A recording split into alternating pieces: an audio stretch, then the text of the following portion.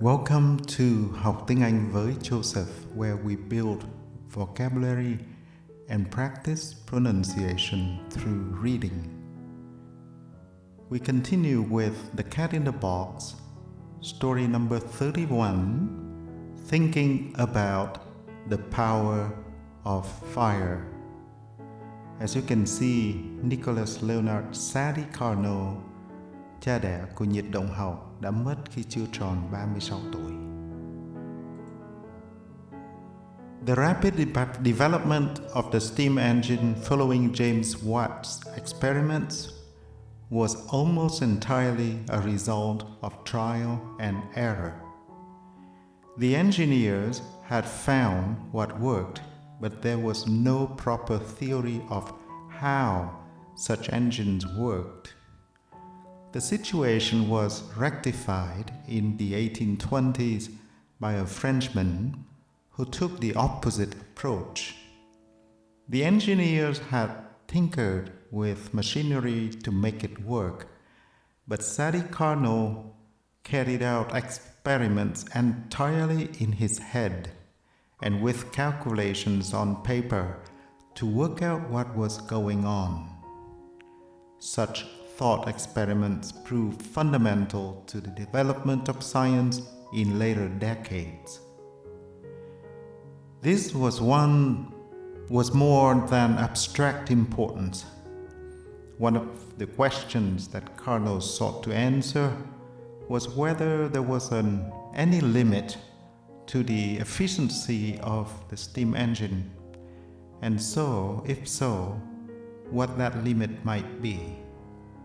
This was of great practical interest, as it affected the amount of fuel, in those days, coal, that a perfect or near-perfect ideal engine would consume. Carnot imagined a perfect steam engine operating a piston in a cylinder, drawing its power from the difference in temperature between a hot reservoir, the fire in a real steam engine, and a cold reservoir, which might in real life be a tank of cold water or even the atmosphere. He described what was going on in a 4-step process now known as a Carnot cycle. First, the gas in the cylinder expands at a constant temperature, that of the hot reservoir. It's an isothermal expansion, pushing the piston out. Then the gas continued to expand while it cools down to temperature of the cold reservoir, adiabatic expansion. In the third step, the gas is compressed isothermally at the cold temperature, with heat generated by the squeezing flowing out of the gas to the cold reservoir. Finally, the gas is compressed further and heats up as a result back to the temperature of the hot reservoir. This final step is now known as isentropic compression, although the term was coined only later.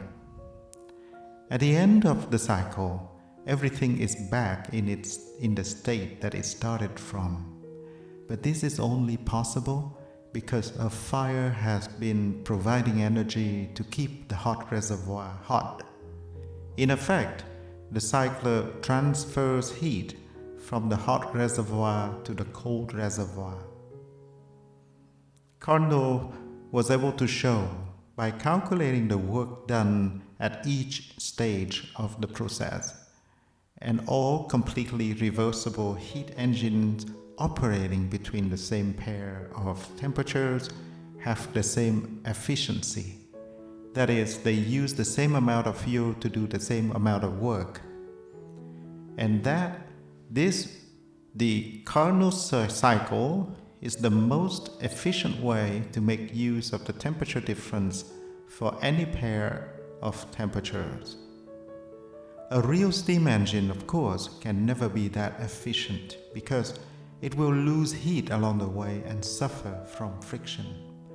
But Carnot showed that no matter how good engineers might get at overcoming these practical difficulties, there is a definite limit to the work available from a heat source, and that replacing the steam with some other working fluid could not alter this limit, although it might be possible to make engines that are more efficient than steam engines. They could never be more efficient than an ideal machine operating on the Carnot cycle. And he found all this without getting his hands dirty. A key feature of Carnot's calculations is that a heat engine can be made more efficient if the temperature of its hot reservoir is increased. Decades later, Rudolf Diesel used this realization in his design of the engine that bears his name, which has a hot reservoir much hotter than that of a steam engine. Carnot published his discoveries in 1824 in the treatise Réflexions sur la puissance motrice du feu, Reflections on the Motive Power of Fire, in which he wrote that the motive power of heat is independent of the agents employed to realize it. Its quantity is fixed solely by the temperatures of the bodies between which heat is transferred. This was a precursor to the second law of thermodynamics, one of the most important laws in science. It is the second law which quantifies the fact that things wear out and provides us with measure of the arrow of time. But the significance of Carnot's work was not appreciated at the time, partly because Carnot died young, of cholera, in 1832. It was left to Rudolf Clausius and William Thomson, or Lord Kelvin, to rediscover these ideas and formalize the study of thermodynamics and the concept of entropy, which is a measure of the amount of disorder in the universe. The next steps in that direction would be taken by Julius Mayer and separately James Joule. Now we go to the vocabulary section. Rectify, to fix something, to rectify. Tinker, play with. Abstract, reservoir, isothermal expansion,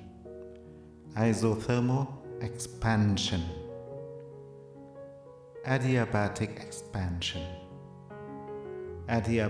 expansion,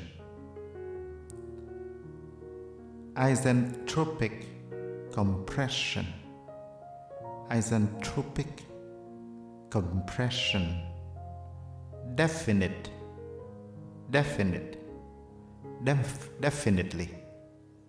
alter, change, alter, motive power, entropy. Thank you for your time, and as usual, I will see you in the next story. Bye for now.